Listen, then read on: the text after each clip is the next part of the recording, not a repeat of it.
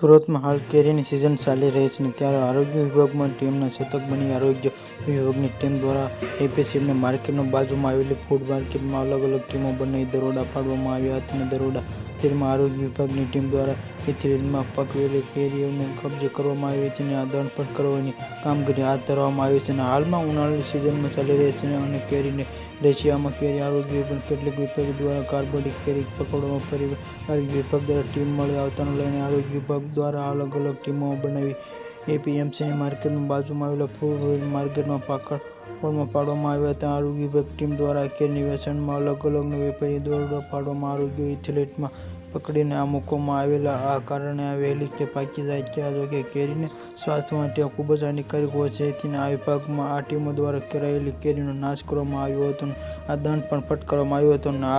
આ સાથોસાથ બગડેલી કેરીઓને કચરા પેટીમાં પણ ફેંકી નાશ કરવામાં આવ્યો હતો.